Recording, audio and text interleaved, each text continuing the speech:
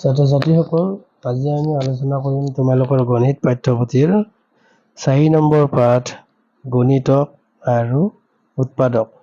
আহাচোন আমি পাঠটি আলোচনা কৰোঁ। তোমালোকৰ পাঠ্যপুথিৰ 4 নম্বৰ পাঠ গণিতক আৰু উৎপাদক 47 পৃষ্ঠা উলিয়াই লোৱা। এই পাঠটো তোমালোকে দেখিবা চনু, মুনু আৰু গুণুৱে মাৰ্বল খেলি আছে। সিহঁতৰ হাতত থকা 12টা মাৰ্বল বিভিন্ন গোটত ভাগ কৰি চাওঁ আহা।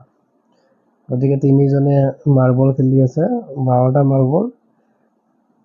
এতিয়া এই 12টা মাৰ্বল তেওঁলোকে ভাগ কৰিছে এনেদৰে। চনুৱে এনেধৰণে গোট সজালে যে এটা এটাকৈ 12টা গোট তোমালোকে দেখিবলৈ পাইছা। 1 2 3 4 5 6 7 8 9 10 11 12। গতিকে এটা এটাকে ভাগ কৰিছে, 12টা হৈছে। মুনুৱে ঠিক গোট সজালে এনেদৰে দুটাকে, গুণুৱে আকৌ এনেধৰণে সজালে 3টাকে। গতিকে তেওঁলোকে এনেকে বিভিন্ন ধৰণে মাৰ্বলবিলাক ভাগ কৰিছে।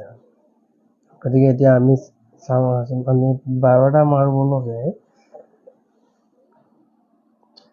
ধৰি লোৱা মাৰ্বল 12টা মাৰ্বল, এই 12টা মাৰ্বলক আমি বিভিন্ন ধৰণে ভাগ কৰিম। যেনে এটা এটাকে ভাগ কৰিলোঁ 1 2 3 4 5 6 7 8 9 10 11 12।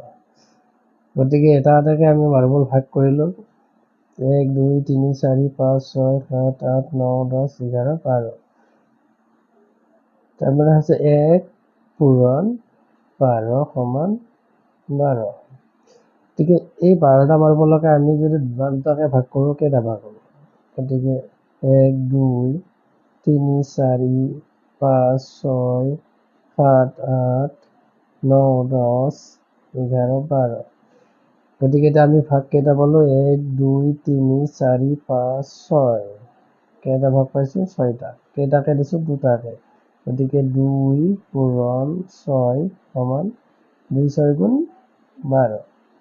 গতিকে এই 12টা মাৰ্বলকে আমি যেতিয়া আকৌ 3টা কৰি ভাগ কৰিম, 1 2 3 4 5 6 7 8 9 10 11 12। গতিকে আমি কেইটাকে ভাগ কৰিলোঁ? 3টাকে। কেইটা ভাগ হৈছে? 1 2 3 4টা ভাগ। গতিকে 3 4 গুণ 12। এতিয়া আমি 4টাকে ভাগ কৰি চাম। 1 2 3 4 5 6 7 8 9 10 11 12। গতিকে 4টাকে ভাগ কৰিলে কেইটা ভাগ হ'ল? 1 2 3টা ভাগ। গতিকে 4 পূৰণ 3 সমান 12। গতিকে এইবাৰ আমি কি কৰিম? 5টাকে ভাগ কৰিছোঁ। 1 2 3 4 5 6 7 8 9 10 11 12। গতিকে 5টাকে ভাগ কৰোঁতে আমাৰ ভাগকেইটা সমান হৈছেনে? নহ'ল। আমাৰ ইয়াত 2টা হ'ল, বাকী কেইটাত আমাৰ 5টাকে হৈছে, কিন্তু ইয়াত 2টা হৈছে। তাৰমানে 5টাকে 12টা মাৰ্বলক 5টাকে ভাগ কৰিব নোৱাৰি। এতিয়া আমি 6টাকে কৰি চাম। গতিকে 6টাকে কৰিলে 1 2 3 4 5 6 7 8 9 10 11 12। গতিকে 6টাকে কৰিলোঁ, কেইটা ভাগ হৈছে? এটা 2টা। 6টাকে ভাগ কৰিলোঁ হ'ল 6 পূৰণ 2 সমান 12। ঠিক আমি যদি 7টাকে ভাগ কৰোঁ, এটা ভাগত 7টা হ'ব আৰু এটা ভাগত 5টা হ'ব। গতিকে সমান নহ'ব। ঠিক তেনেকৈ 8 9 10 11 এইকেইটাও নহ'ব। এতিয়া আমি যদি 12টা মাৰ্বলক ভাগ কৰোঁ, 12টা মাৰ্বল 12টাকে যদি দিওঁ, কেইটা ভাগত দিম? 1 2 3 4 5 6 7 8 9 10 11 12। গতিকে আমি কেইটা ভাগ কৰিব পাৰিম? এটাই ভাগ কৰিব পাৰিম। গতিকে 12 পূৰণ 1 সমান 12। এতিয়া তোমালোকে দেখিবলৈ পাইছিলা প্ৰথমে আমি ভাগ কৰিছিলোঁ এটা এটাকে, এটা এটাকে ভাগ কৰোঁতে আমি কেইটা ভাগ হৈছিলে 12টা ভাগ। আৰু আমি যেতিয়া দুটা দুটাকে ভাগ কৰিলোঁ তেতিয়া ভাগ পালোঁ আমি 6টা ভাগ। তিনিটা তিনিটাকে যেতিয়া ভাগ কৰিলোঁ তেতিয়া আমি পালোঁ 4টা ভাগ। 4টা 4টাকে যেতিয়া ভাগ কৰিলোঁ তেতিয়া আমি পালোঁ 3টা ভাগ।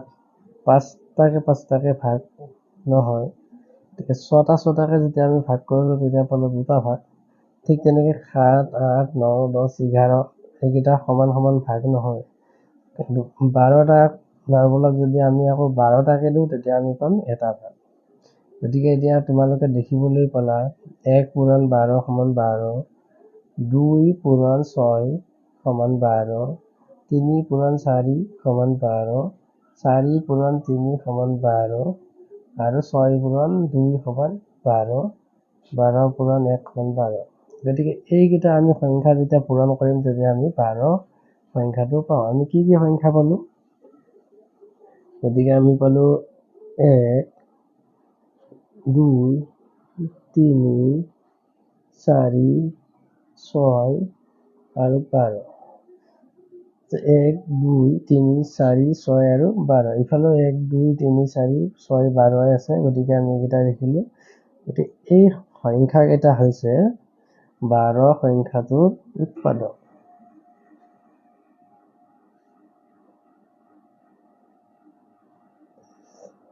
গতিকে এইকেইটা হৈছে 12ৰ উৎপাদক। ঠিক তেনেদৰে আমি আন এটা সংখ্যা লওঁ। ধৰি লোৱা 8 সংখ্যাটো লৈছোঁ আমি। এই 8 সংখ্যাটোক আমি প্ৰথম আমি এটা এটাকে ভাগ কৰি চাম। 1, 2, 3, 4, 5, চৰি অলপ বহলকৈ লিখি দিম। 1, 2, 3, 4, 5, 6, 7, 8। গতিকে কেইটা ভাগ পালোঁ আমি? 1, 2, 3, 4, 5, 6, 7, 8। গতিকে এটা এটাকে দিলে আমি 8টা ভাগ পাম। তাৰমানে 1 পূৰণ 8 সমান 8। এতিয়া আমি 8টা মাৰ্বলকে আমি দুটাকে ভাগ কৰিম। গতিকে 1, 2, 3, 4, 5, 6, 7, 8। গতিকে আমি দুটাকে ভাগ কৰিলোঁ। 1, 2, 3, 4টা। দুটাকে ভাগ কৰোঁতে আমি কেইটা ভাগ পালোঁ? 4টা। গতিকে 2 পূৰণ 4 সমান 8।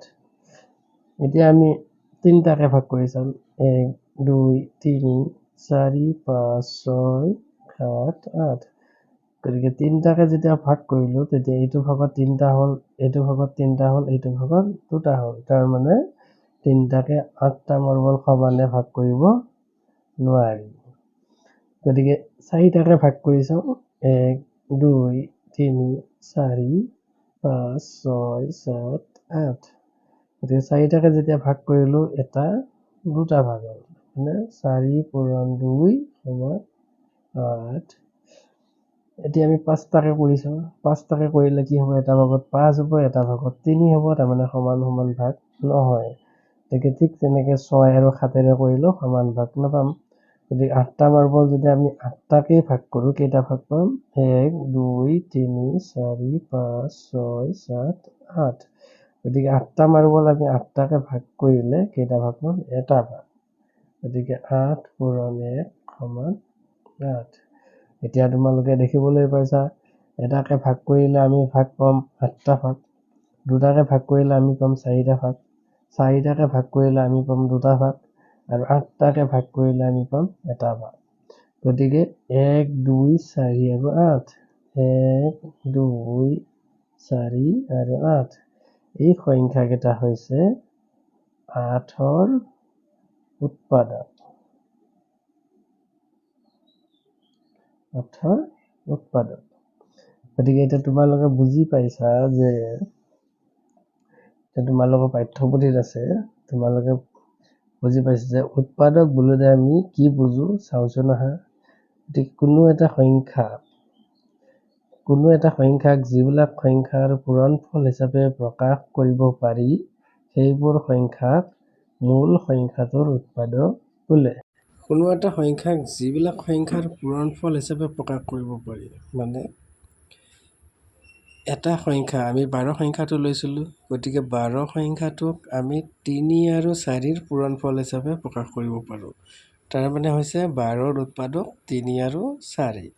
ঠিক তেনেদৰে আমি 6 আৰু 2ৰ পূৰণফল 12 হ'ব, গতিকে 2 আৰু 6টো হ'ব 12ৰ উৎপাদক।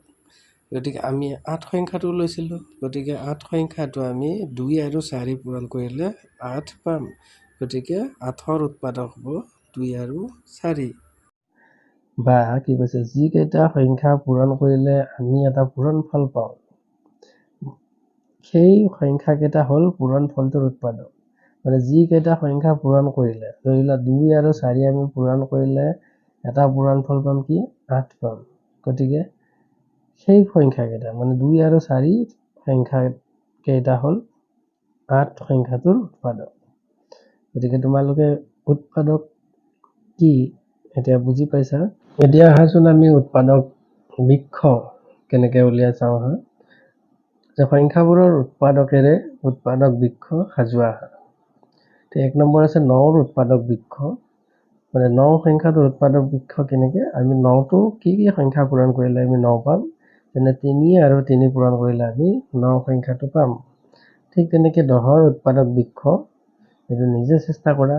10ক আমি কি সংখ্যা পূৰণ কৰিলে 10 পাম, যেনে 1 আৰু 10 পূৰণ কৰিলে আমি 10 পাম, 2 আৰু 5 পূৰণ কৰিলেও আমি 10 পাম, গতিকে 2 আৰু 5, 2 আৰু 5 পূৰণ কৰিলে আমি 2 5 গুণ 10 পাম, গতিকে 10ৰ উৎপাদক বৃক্ষটো হৈছে এনেকে 2 আৰু 5। এতিয়া তলত চোৱাচোন 12ৰ উৎপাদক বৃক্ষ দিছে 12ক আমি 2 আৰু 6 পূৰণ কৰিলে 2 6 গুণ 12 পাম, আকৌ 6টোক 2 আৰু 3ৰে পূৰণ কৰিলে আমি 6 পাম। ঠিক 12ৰ আন এডাল উৎপাদক বৃক্ষ সাজিব দিছে, গতিকে 3 আছে, 3ৰ লগত কি পূৰণ কৰিলে 12 পাম, 3 4 গুণ 12, 3ৰ লগত আমি যদি 4 পূৰণ কৰিলো 3 4 গুণ 12 পাম, আকৌ 4টোক কি সংখ্যা পূৰণ কৰিলে আমি 4 পাম, গতিকে 2 আৰু 2, 2 দুগুণ 4, গতিকে 2 দুগুণ 4 পূৰণ কৰিলে আমি 12 সংখ্যাটো পাম।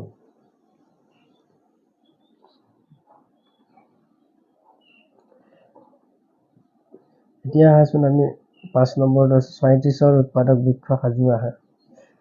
গতিকে 36ৰ এইটো কি হৈছে ধাপ 1, 36ক তাৰমানে ষ্টেপ 1, 2 আৰু 18 পূৰণ কৰিলে আমি 36 পাম, গতিকে ষ্টেপ 2ত কি কৈছে 2 আৰু 18, আকৌ 18টোক আমি 2 আৰু 9 পূৰণ কৰিলে আমি 18 পাম, আৰু ষ্টেপ 3ত 2 আৰু 18 পূৰণ কৰিলে 36, 2 আৰু 9 পূৰণ কৰিলে 18, আকৌ 9টোক 3 আৰু 3 পূৰণ কৰিলে 9 পাম।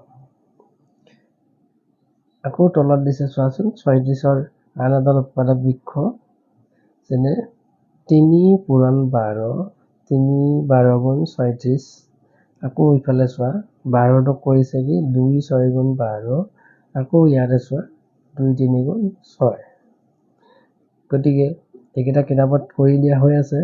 তলৰটো চোৱা 36ৰ আন এডাল উৎপাদক বৃক্ষ লক্ষ্য কৰা আৰু খালী ঠাই পূৰ কৰা, গতিকে 2 18 গুণ 36, গতিকে আমি এতিয়া 18টোক কি সংখ্যা পূৰণ কৰিলে 18 পাম, ইয়াত 3টো দিয়া হৈছে, 3ৰ লগত আমি কি পূৰণ কৰিম 6, 3 6 গুণ 18, আকৌ 6টোক কি সংখ্যা পূৰণ কৰিলে 6 পাম, 2 পূৰণ 3, 2 3 গুণ 6, গতিকে এইটো হৈছে 36ৰ উৎপাদক বৃক্ষ।